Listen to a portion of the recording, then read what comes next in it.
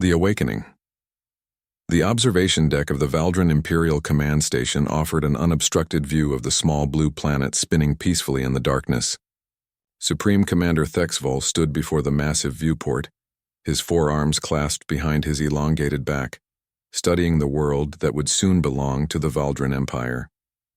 His scaled skin reflected the soft glow of instrument panels, and his triple-eyed gaze never wavered from the target below. For 18 cycles, Valdrin scouts had monitored this primitive world from the shadows. They had intercepted countless transmissions, analyzed hundreds of languages, and documented the strange bipedal creatures who called themselves humans. The data was conclusive and troubling in its implications. These humans were fractured, fighting endless wars over resources, beliefs, and invisible borders drawn on their planet's surface. They possessed crude nuclear weapons but had barely ventured beyond their own moon. Their technology lagged behind Valdrin capabilities by at least 4 centuries. Commander Thexvol had conquered 47 worlds during his military career. Some had surrendered immediately upon seeing the Valdrin Armada materialize in their skies. Others had resisted with whatever primitive weapons they possessed, only to be crushed within days. This human world would be no different, or so the projections indicated. The Valdrin Strategic Council had already approved the invasion, citing the planet's abundant water, perfect atmospheric composition, and strategic location near 3 mineral-rich star systems. Tactical Officer Genra approached from the command center, her movements precise and military. She carried a data tablet displaying the final invasion assessments. Commander, the fleet is assembled and ready. 2,000 warships await your command. Ground forces number 800,000 troops, all equipped with plasma weaponry and shield technology. Our intelligence indicates the humans have no defense against either. Thexvol turned from the viewport, his expression unreadable. Have we received any response to our observation probes? Do they know we are here? Genra's mandibles clicked in what passed for a Valdrin smile. They detected some anomalies 3 cycles ago, but their primitive scanning technology cannot identify our ships through our cloaking fields. They are blind, Commander. They suspect nothing. By the time they understand what is happening, the invasion will be complete. The commander moved to the tactical display, where a holographic representation of Earth rotated slowly. Red markers indicated primary targets, military installations, population centers, and communication hubs. The plan was elegant in its simplicity. Simultaneous strikes across all major continents would cripple human command structures within the first hour. Electromagnetic pulses would disable their electronic infrastructure. With their military and communications destroyed, the human population would have no choice but to surrender, or face systematic elimination. Initiate the invasion sequence, Thexvol commanded. Deploy the fleet in standard subjugation formation. I want overwhelming force visible in their skies. Let them see the futility of resistance. Deep beneath the Rocky Mountains in North America, the Situation Room of the Global Defense Initiative hummed with controlled chaos. Director Sarah Chen stood at the center of a circular chamber, surrounded by holographic displays showing real-time data from every corner of the planet. Her team of analysts, military strategists, and scientists worked at stations arranged in concentric circles, each focused on different aspects of Earth's defense. Chen had spent the last 18 months preparing for this moment. When the first anomalous readings appeared in deep space, most governments had dismissed them as equipment malfunctions. Chen knew better. She had assembled a team of the world's brightest minds and convinced them to work in absolute secrecy.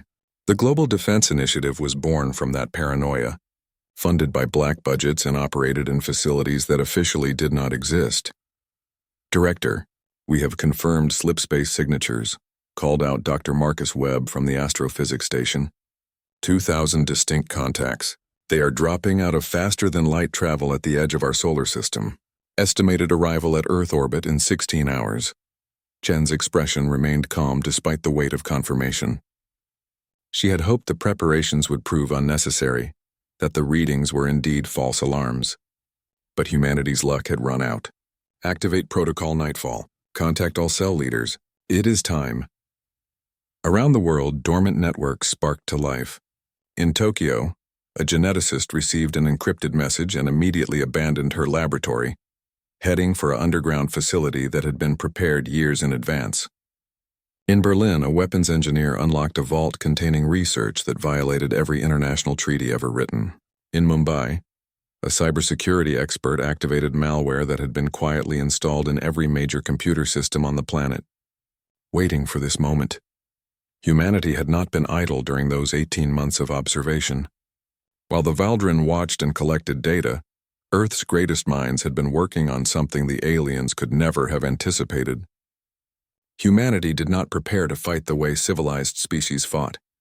They prepared to fight the way humans had always fought when facing extinction. Without rules, without mercy, and without limits, the Valdrin fleet emerged into Earth's orbital space with overwhelming presence. 2,000 warships, each larger than Earth's biggest aircraft carriers, filled the sky with their metallic forms. The ships were works of art, sleek and deadly, their hulls adorned with the symbols of the Valdrin Empire's countless conquests. They arranged themselves in precise military formation, creating a dome of ships that encircled the planet. Commander Thexval watched from his flagship as the humans scrambled below. Their satellites stopped functioning as electromagnetic pulses washed over them. Their military bases went dark. Their communication networks collapsed. Within minutes, Earth was isolated, blind, and seemingly helpless. Broadcast the surrender demand, Thexval ordered. Let them understand their situation. The message went out on every frequency, translated into every major human language. Humans of Earth, you are now subjects of the Valdrin Empire. Your primitive civilization has been evaluated and found lacking. Surrender immediately, and your species will be preserved as a labor force. Resist and you will be eliminated. You have 6 of your hours to respond. For 5 hours and 58 minutes there was silence from Earth. No military response, no diplomatic communication, nothing. The Valdrin command staff grew confident. The humans were paralyzed by fear, incapable of mounting any defense. Victory was assured. Then, with 2 minutes remaining before the deadline, every screen on every Valdrin ship suddenly displayed the same image. A human woman with steel-gray eyes and a calm expression appeared. She sat in what looked like a command center, her hands folded on a desk before her. This is Director Sarah Chen of the Global Defense Initiative speaking on behalf of humanity. We received your ultimatum, Commander Thexval. We have reviewed your terms. Our response is simple. No. Thexval leaned forward in his command chair, intrigued despite himself. You speak boldly for someone whose world is surrounded by our fleet. You have no ships, no orbital defenses, no means of resistance. What do you hope to accomplish? Chen's expression never changed. Commander, you have studied us for 18 months. You have watched our wars, analyzed our weapons, and concluded we are primitive and divided. You are correct on both counts. But you made one critical error in your assessment. You assumed that because we fight each other, we do not know how to fight. She paused, and for the first time a slight smile crossed her face. For 10,000 years, humanity has practiced warfare. We have perfected every method of killing that exists. We have turned murder into an art form.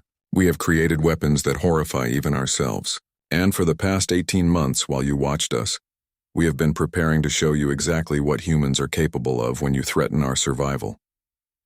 Thexval made a dismissive gesture. Threats from a species that cannot even reach orbit? You amuse me, Director Chen. Perhaps we will keep you alive as entertainment. Chen's smile widened slightly. Commander, let me tell you what you failed to notice while you were watching us. You saw our divisions, but you did not see what happened in the shadows. Every nation on Earth, every government, every military force has been working together in secret. We have shared every technology, every weapon, every dirty trick we ever developed for killing each other. And we have spent 18 months focusing all of that knowledge on one single question. How do we kill Valdrin?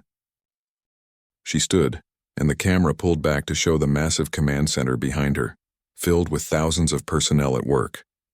You wanted to know if we would surrender, Commander. Here is your answer. The broadcast cut off. For a moment, there was silence on the Valdrin flagship. Then alarms began shrieking across every ship in the fleet simultaneously. Something was wrong with their systems. Multiple critical failures were being reported from engineering sections across the Armada. Commander, we have a situation, Genra reported, her voice tight with confusion. Our main power cores are fluctuating. Life support systems are experiencing cascading failures. Shields are dropping across the fleet. It is as if something is attacking our ships from the inside. That is exactly what is happening, came Chen's voice over the communication systems.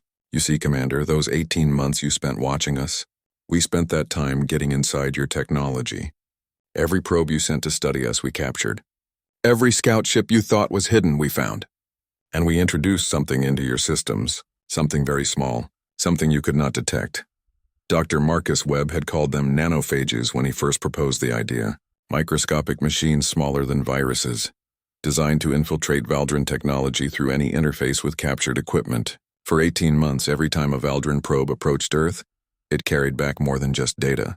It carried an infection that spread silently through their fleet, dormant and waiting for activation. Now activated, the nanophages went to work with terrifying efficiency. They consumed power conduits, disrupted computer systems, and compromised structural integrity. They had been designed with one purpose: to turn the Valdran fleet's technological superiority into a weakness. Thexval stared at his failing systems in disbelief. This is not possible. You are primitives. You do not have nanotechnology of this sophistication. You are right, Chen's voice responded. We did not have it 18 months ago, but we learned very quickly. You taught us everything we needed to know when we reverse-engineered your probes. Thank you for the education, Commander. The first Valdran ship exploded as its power core went critical.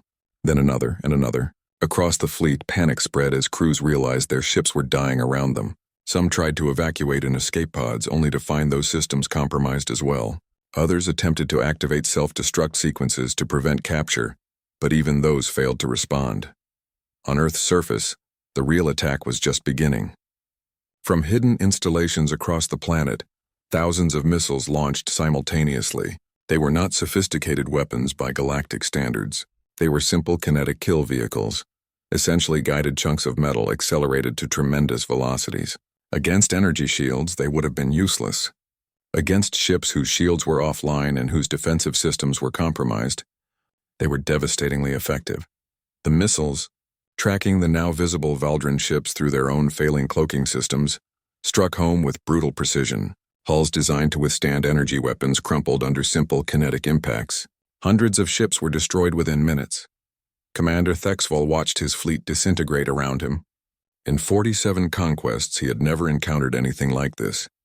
The humans had not fought with honor or followed any recognizable military doctrine.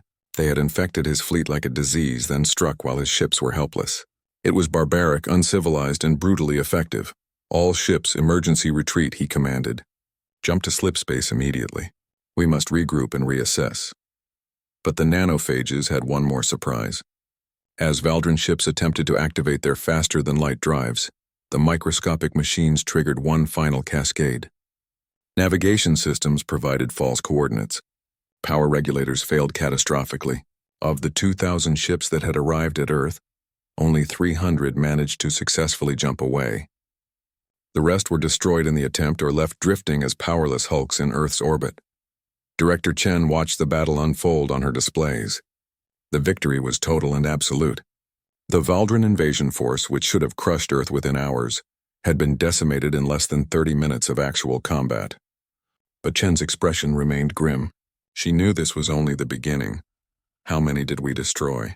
She asked. Webb checked his console. Confirmed kills on approximately 1,400 ships. 300 escaped. Another 300 are disabled but intact in orbit. Chen nodded slowly. Then they will be back. And next time they will be prepared for our tricks. How long until the second phase is ready? Webb glanced at his calculations. Project Exodus colony ships will be ready to launch in 6 months. Project Hive, the self-replicating drone swarm, will reach full operational capacity in 4 months. The Biological Warfare Division reports their Valdran-specific pathogens are ready for deployment now. Good, Chen said quietly, because when they come back we need to hit them with something even worse. They thought we were primitives. They thought we were easy prey. We need to show them the truth. We are not the victims in this story. We are the monsters they should have avoided. The 300 Valdran ships that escaped Earth's orbit emerged from slipspace in disarray. They had jumped blindly, their navigation systems compromised, and found themselves scattered across several light years. Slowly, they regrouped at a predetermined rally point, counting their losses and trying to understand what had happened. Commander Thexval's flagship was among the survivors, though barely. His crew worked frantically to purge the nanophages from their systems and restore basic functionality. The commander himself sat in his damaged command chair, staring at casualty reports that made no sense. 85% of his fleet destroyed in the first engagement with a supposedly primitive species. He began composing his report to the Valdren High Command, knowing it would likely end his career. But as he wrote, a darker thought occurred to him. Earth had been prepared. They had known the Valdren were coming. They had spent months planning this ambush, which meant humanity's so-called divisions were a facade.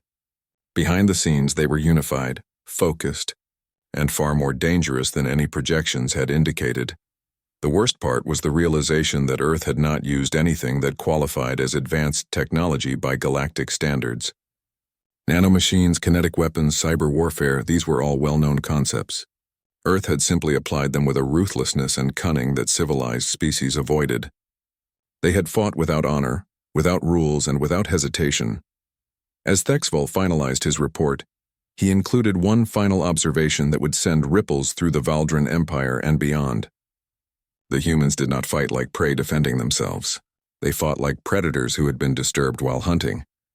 We may have just awakened something that the galaxy is not prepared to face. The Reckoning. The Valdren High Command convened within hours of receiving Commander Thexval's report. The circular chamber on their homeworld of Valdris Prime, filled with military leaders, each more distinguished and decorated than the last. Grand Marshal Krevthon, Supreme Commander of all Valdren forces, stood at the center of the assembly, his forearms spread wide in a gesture of disbelief as he reviewed the battle data. 1,400 ships destroyed.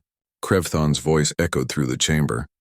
85% casualties against a species that has never fought beyond its own atmosphere. Someone explained to me how this is possible. The assembled commanders remained silent. No one wanted to be the first to admit the obvious truth. They had drastically underestimated humanity. The projections, the assessments, the careful observations, all of it had been worthless because they had failed to account for one critical factor. Humans did not think like other species. They did not fight like other species. And they certainly did not follow the unwritten rules that governed warfare among civilized galactic civilizations.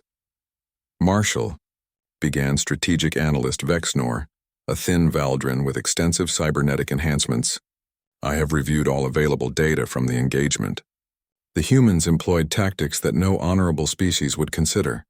They infiltrated our systems before the battle even began. They used our own technology against us. They struck at disabled vessels rather than accepting surrender. They ignored every convention of warfare. Krevthon's eyes narrowed. You say this as if it excuses our failure, analyst.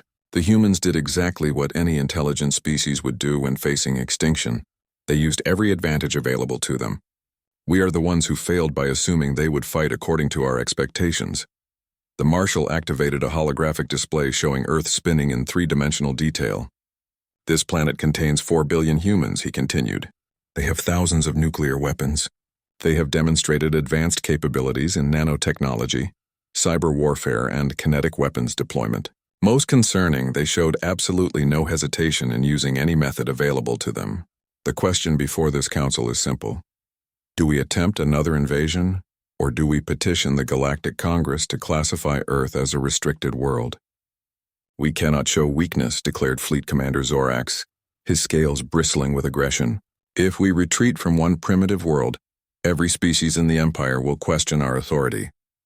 We must return with overwhelming force and crush these humans completely. Krevthon studied the younger commander carefully. And how many ships do you suggest we send, Commander Zorax? We lost 1,400 ships in the first engagement. Should we risk 5,000 ships? 10,000? How many Valdren lives are you willing to sacrifice? Before Zorax could respond, a priority transmission interrupted the council meeting. The communication came directly from Earth, bypassing all standard protocols and appearing simultaneously on every screen in the chamber. Director Chen's face filled the displays, and her expression held no trace of diplomacy or fear. Valdren High Command, this is Director Sarah Chen. I am transmitting this message to ensure we have complete clarity regarding the situation between our species. Your invasion fleet was destroyed 6 hours ago. We are currently in the process of salvaging your technology from the 1,700 ships you lost. We will reverse engineer everything we find, which will advance our capabilities by several centuries within a matter of months. She paused, letting that sink in before continuing. However, I'm not contacting you to gloat about our victory. I am contacting you to offer terms. You attempted to invade our world. You killed 3 million humans in your initial strikes.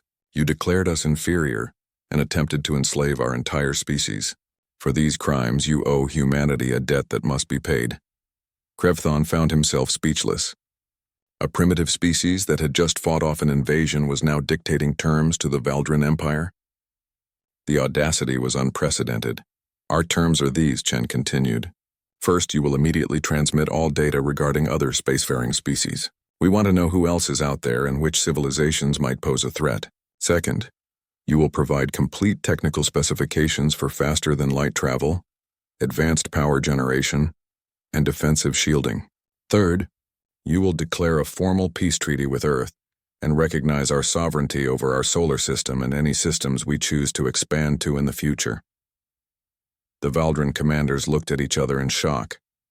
These demands were impossible. Sharing technology with a primitive species violated every galactic convention.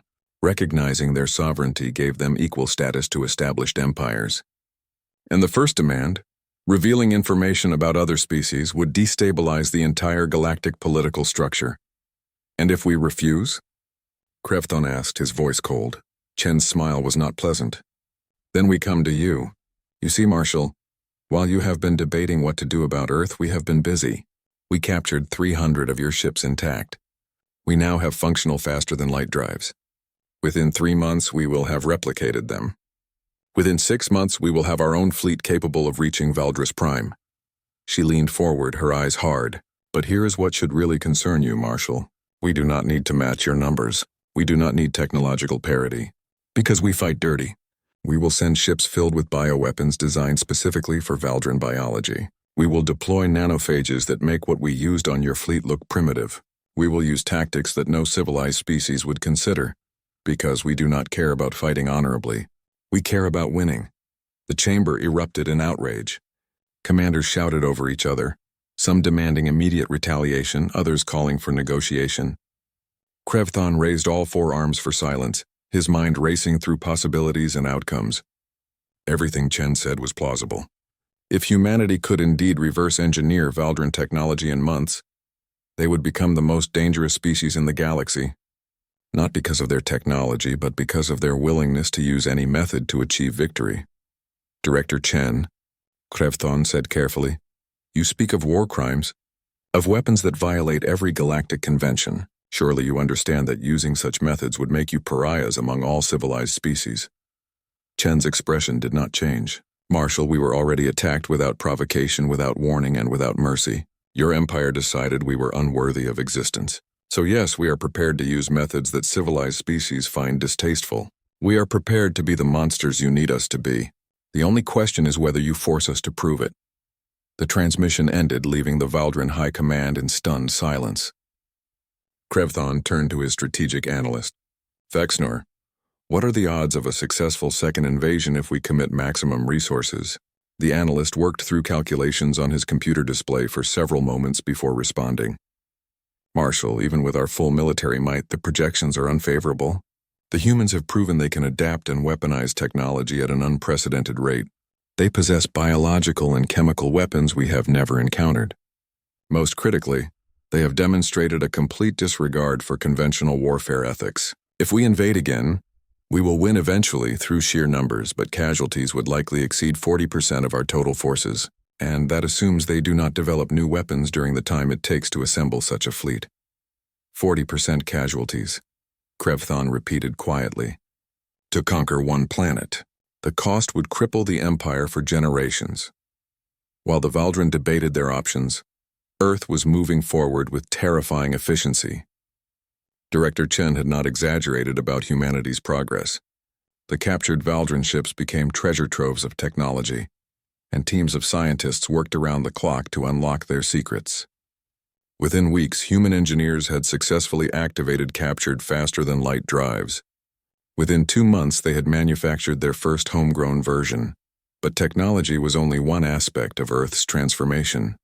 Dr. Rebecca Torres, head of the Biological Warfare Division, had been working on something that pushed the boundaries of ethics into territory humanity had never explored before. She called it the Extinction Protocol. Director Chen toured the secure facility deep beneath the Mojave Desert where Torres conducted her research. The laboratory was a maze of sterile white corridors and reinforced containment chambers. Torres herself was a small woman, with intense dark eyes who spoke about weaponized pathogens with the same enthusiasm most people reserved for discussing their hobbies. "Director, welcome to what I like to call humanity's insurance policy," Torres said, leading Chen into an observation room overlooking a sealed research chamber. "What you are about to see represents the culmination of every biological warfare program Earth has ever developed. Combined with alien biology, we extracted from Valdran genetic samples. In the chamber below, automated systems worked on substances that glowed faintly in their containment vessels." Chen felt a chill despite the warm air in the observation room. "What exactly am I looking at, Doctor?" "A species-specific biological weapon capable of targeting any form of life," Torres explained. "We started with the nanophages that proved so effective against Valdran ships. Then we enhanced them with self-replicating genetic material that can adapt to target specific DNA sequences. In theory, we could engineer a version of this weapon for every spacefaring species in the galaxy." Chen stared at the chamber below. "And the rate of spread?" "Exponential," Torres replied matter-of-factly. "A single infected individual could spread the pathogen to thousands within days, millions within weeks. The weapon would continue adapting and spreading until the target species was extinct, or until we deployed the kill switch that causes the pathogen to break down." The director was quiet for a long moment, contemplating the magnitude of what Torres had created. "If we deploy this, we become the most dangerous species in the galaxy. Every civilization will fear us. They will unite against us." Torres turned to face Chen directly. "Director, they already fear us. The Valdran attempted genocide against our species. They failed, and now they are debating whether to try again.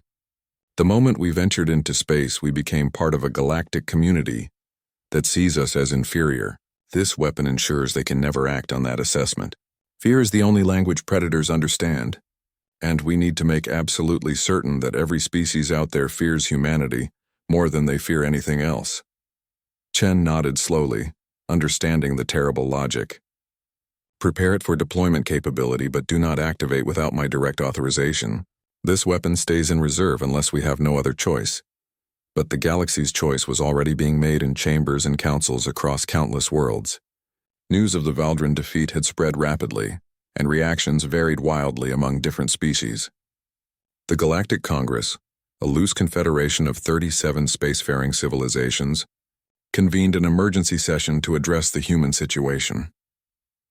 Representative Thalmora of the Syrian Union stood before the assembled delegates, her crystalline form refracting light across the chamber. "Esteemed representatives, we face an unprecedented situation. A primitive species has defeated one of our most powerful military forces, using methods that violate every convention we hold sacred. The question before this Congress is whether we recognize Earth as a sovereign world, or whether we classify them as a threat requiring containment." The delegate from the Krill Dominion, a massive insectoid creature, clicked its mandibles in agreement. "The humans have proven themselves to be dangerous and unpredictable. They employed biological weapons, cyber warfare, and kinetic bombardment. These are the tactics of barbarians, not civilized beings. I propose we form a coalition force to neutralize the threat before they can spread beyond their system." But other voices rose in opposition. The representative from the Luminary Collective, an energy-based species that existed primarily in containment fields, had a different perspective. "Perhaps we should consider why the humans fought with such desperation and creativity. The Valdran attacked them without provocation, without attempting communication or negotiation. The humans responded to an extinction-level threat with survival instincts. Many of our species would have done the same if faced with annihilation." As the debate raged, a new transmission arrived at the Galactic Congress. It came from Earth, and it was not from Director Chen. Instead, humanity had elected to send someone with a very different background, Dr. James Foster, a historian and philosopher who specialized in human conflict resolution. Foster appeared before the Galactic Congress via hologram, his elderly face calm and grandfatherly. His appearance was deliberately chosen to seem non-threatening, a stark contrast to Chen's military demeanor. Honored delegates, my name is Dr. James Foster. I speak for humanity today not as a warrior or strategist, but as someone who has spent his life studying why humans fight and how we make peace. He paused, gathering his thoughts before continuing. You debate whether humanity should be recognized or contained. You judge us based on how we defended ourselves against an unprovoked attack. I understand your concerns, truly I do. But let me offer you a different perspective.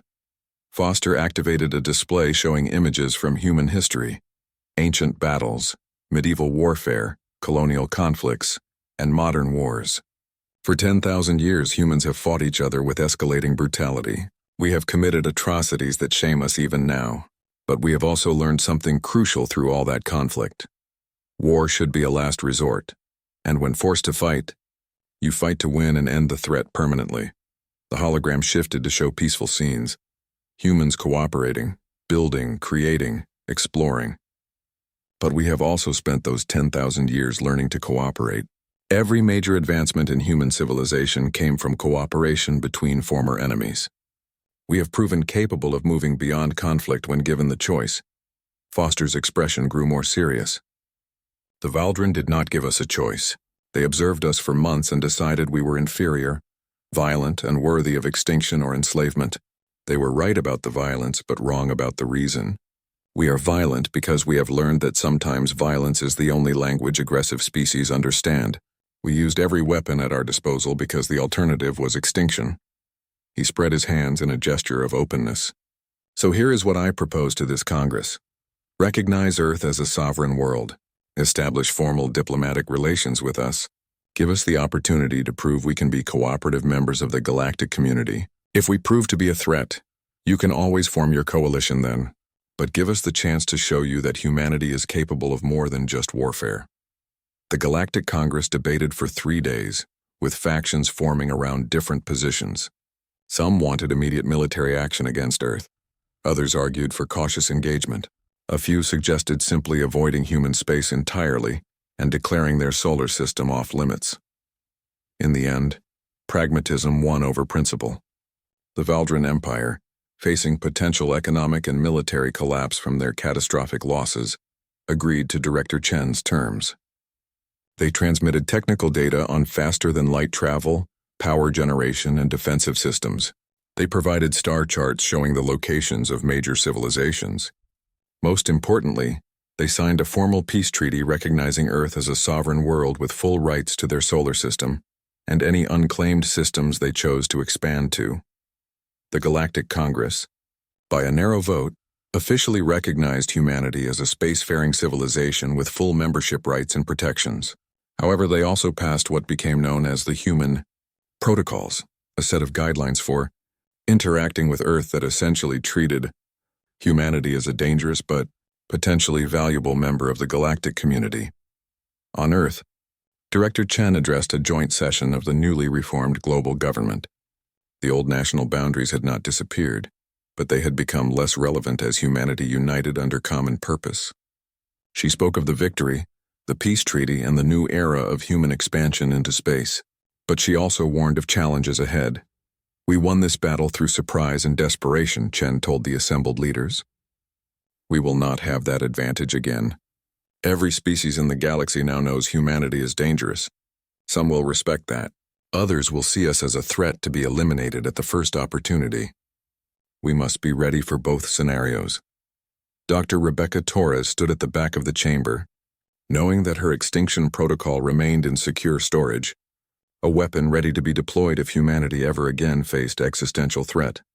Dr. Foster sat nearby, already planning the first diplomatic missions to other worlds, hoping to build bridges instead of burning them, and in orbit above Earth, the first human-built starship prepared for its maiden voyage. The vessel was a hybrid of human and Valdren technology, crewed by volunteers ready to explore the galaxy that had tried to destroy their world. They called the ship Defiance, a name that summed up humanity's message to the cosmos. Commander Thexavol, stripped of his rank and exiled from the Valdren military, watched from a distant observation post as the human vessel engaged its faster-than-light drive and vanished into the depths of space. He had been right in his final report to the High Command. Humanity was not prey defending itself. They were predators who had been disturbed while hunting each other. The galaxy had learned a harsh lesson. Never attack a species whose primary skill is warfare, whose defining characteristic is adaptability, and whose survival instinct knows no ethical boundaries. Humanity had arrived on the galactic stage, not as primitive supplicants begging for acceptance, but as a force of nature that rewrote the rules through sheer determination and ruthless efficiency. In the decades that followed, some species would become humanity's allies, recognizing the value of friendship with such capable survivors.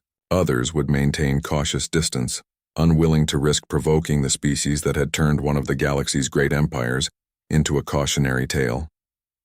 And a few would continue plotting humanity's downfall, convinced that such dangerous beings could not be allowed to thrive. But regardless of how other species viewed them, humanity had proven one undeniable truth. They were no longer earthbound victims waiting to be conquered. They were survivors who had fought their way into the stars, and they were staying. The galaxy had begged for mercy from Earth's brutal counterattack, and Earth had shown them exactly enough mercy to ensure the lesson was learned but never forgotten. The age of humanity had begun, and the galaxy would never be the same.